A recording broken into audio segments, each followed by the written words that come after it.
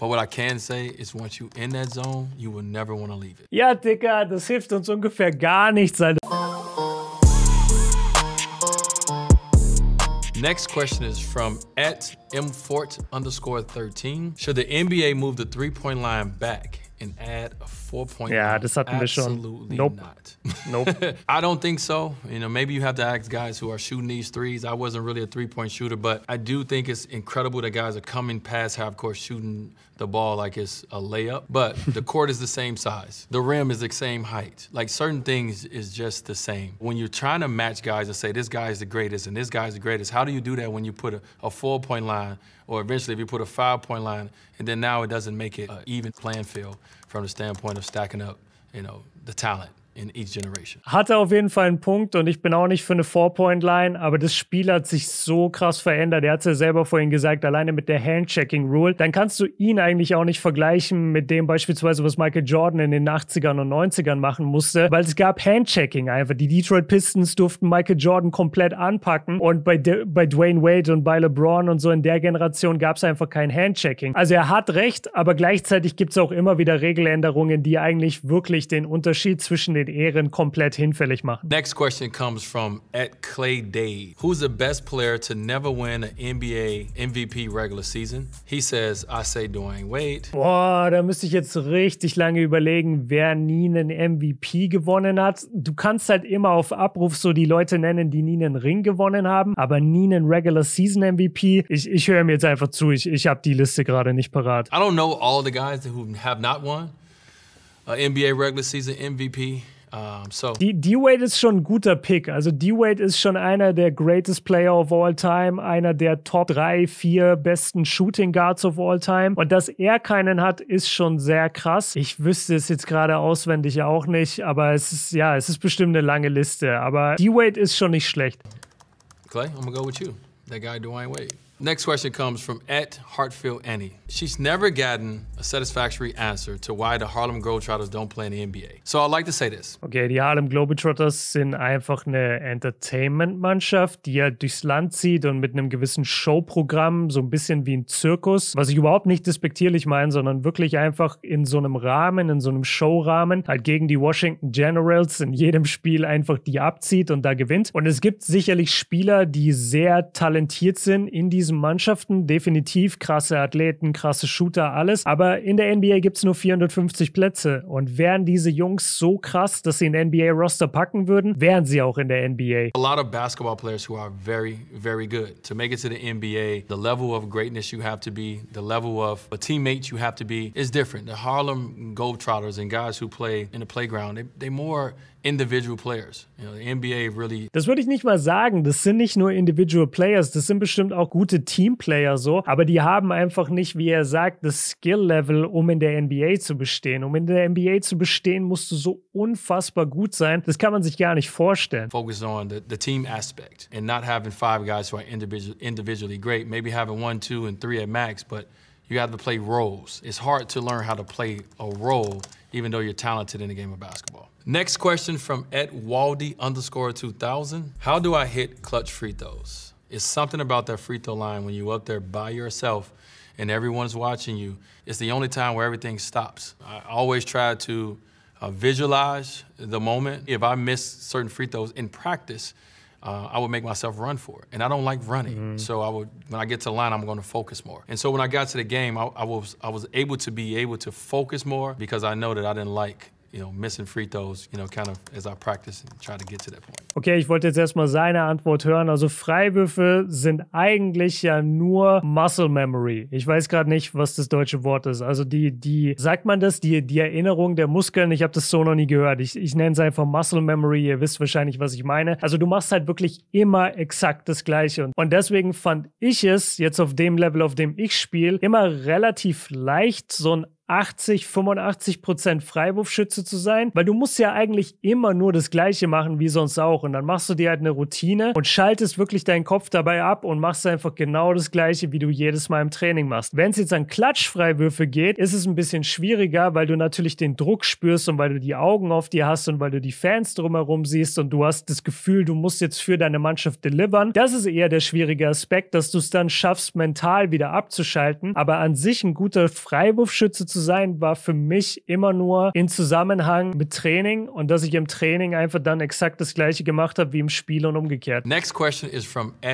@Dane SNZ, which is season _ What NBA player has the best nickname of all time? Best nickname of all time ist Safe Magic, weil der Nickname ist so krass, dass wir mittlerweile einfach das als seinen normalen Namen akzeptieren. Ich fand D-Wades Nickname eigentlich immer cool. Flash, das ist ziemlich nice. King James ist ziemlich cool. Black Mamba von Kobe, zwar selber gegeben, aber war natürlich auch sehr cool. Also es gibt viele in der NBA. It's a lot of guys. The first one comes to mind is Paul Pierce. The Truth. The Truth. Ja, The Answer mit Iverson ist auch nice. Like it gets no doper than that. But Allen Iverson, the answer.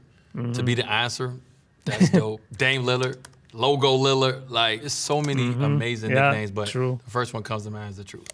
Next question is from Esther Carolines. How do I get in the zone? I'm gonna be quiet on this one. Das kann gerne Dwyane Wade jetzt beantworten. I tell you, Esther, how to get in the zone. But what I can say is once you in that zone, you will never want to leave it. Ja, Dicker, das hilft uns ungefähr gar nichts, Alter. Du bist jemand, der war doch in dieser Zone. Dwyane Wade war doch so oft in der Zone, hat krasse Scoring-Performances hingelegt, ist einer der besten Spieler aller Zeiten. Wenn er es uns nicht sagen kann, wer denn dann, Mann? Next question is from Mr. Too Humble 3. Who is the hardest person in the NBA to guard? Heutzutage safe Kevin Durant, 100% an der 1, danach wahrscheinlich Curry und danach wahrscheinlich LeBron oder LeBron sogar an der 1, ich weiß es nicht. Giannis kannst du nicht wirklich verteidigen. Also es gibt viele Jungs, die du nicht verteidigen kannst. Harden ist unmöglich zu verteidigen, ohne aus Versehen zu foulen. Aber ich würde sagen KD, weil KD ist der beste Offensivspieler seiner Generation. As well as Kevin Durant. He's yes! 6'11".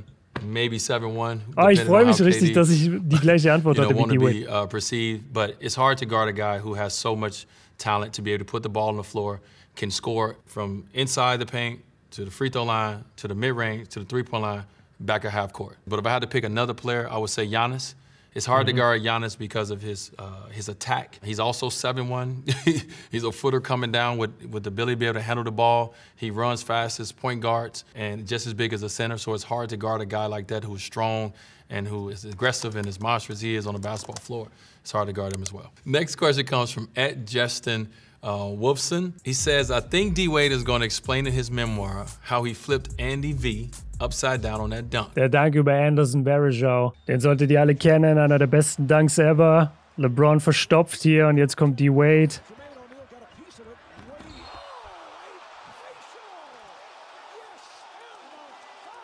Ja, Mann, D-Wade, echt filthy damals gewesen. How I think it happened is I'm coming down the floor and I'm coming down full steam ahead.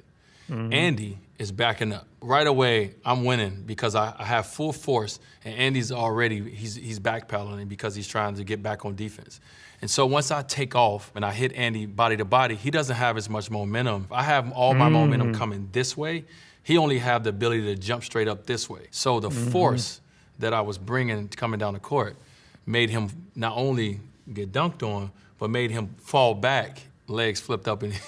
Boah, ich glaube, D-Wade wäre voll der gute Podcast-Gast. Also jetzt nicht für uns im 5. Viertel so, das wäre ein bisschen anmaßend. Ich meine, der ist, glaube ich, bestimmt jemand, wo man sich coolen Podcast anhören kann, wo er irgendwo in den USA zu Gast ist bei einem Podcast, weil der erklärt wirklich sehr, sehr gut und hat eine interessante Art und Weise, die Dinge zu beschreiben und ist dabei sehr on point. Das gefällt mir.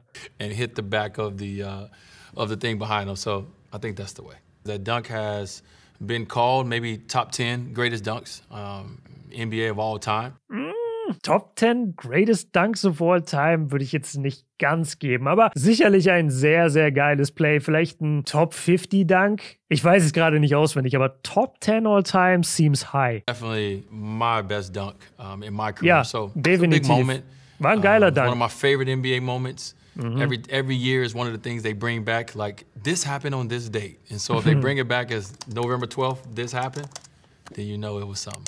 And finally, I'm going to say KR Youngless sorry if I got that wrong. What makes the difference between a great player and ordinary and average ones? Ich mache es ganz kurz. Ich glaube, es ist sehr viel Wille, es ist sehr viel Bereitschaft, noch mehr zu trainieren als jeder andere und, wenn man ehrlich ist, es sind auch die körperlichen Voraussetzungen. Ich glaube, du kannst noch so viel Trainingseifer haben, wenn du JJ Redick bist, wirst du nicht Dwyane Wade. Egal wie viel und hart du trainierst, du wirst nicht Dwyane Wade, du wirst nicht Luka Doncic. Es gibt einfach Jungs, die sind nochmal auf einem komplett anderen Level, sowohl physisch als auch mental. Und ich glaube, dieser Mix aus beidem macht sie dann zu den All-Time-Greats. Make it to the NBA is 400 plus players. So it's a very small amount of players that make it to the NBA. It's millions every year that's trying to get into the NBA. And what separates a player who's very good and who has talent is something as simple as the work that you're willing to put in, on your craft and at your craft. Is understanding what to work on, how to work on it, and when to work on it. So for me, it's something as simple as hard work. A lot of guys have talent and they think that their talent is going to take them to that level. But the work that you put in, the environments you put yourself in, when you're working hard, allows you to be great in moments where a lot of people shrink. All right, that's it. I hope you guys learned something from me about my knowledge of the game of basketball. I hope you guys are as excited as I am to pick up my new book, Dwyane. Until next time, that's all I got. Alright, und das war Dwyane Wade, beantwortet Fragen aus dem Internet. Deutlich mehr Fragen, als ich dachte und hat auch deutlich länger gedauert, als ich dachte, aber es hat wirklich Spaß gemacht und man muss ja dazu sagen, D-Wade ist einer meiner absoluten Lieblingsspieler gewesen, als ich ein Teenager war. Ich bin ja genau 2003, 2004 zur NBA als Fan dazugekommen und das war seine Rookie-Season, das war die von Carmelo Anthony, das war die von LeBron James, das war auch die von Chris Bosh und das ist einfach so die Generation von Spielern, wo ich das Gefühl habe, einfach die gesamte Karriere dabei gewesen zu sein. Und deswegen ist das immer was ganz Besonderes. Ich freue mich jetzt auch sehr auf das Buch, werde ich mir auf jeden Fall holen. Das war es jetzt aber erstmal von mir. Danke euch fürs Zuschauen, Leute, und wir sehen uns im nächsten Video. Haut rein. Peace.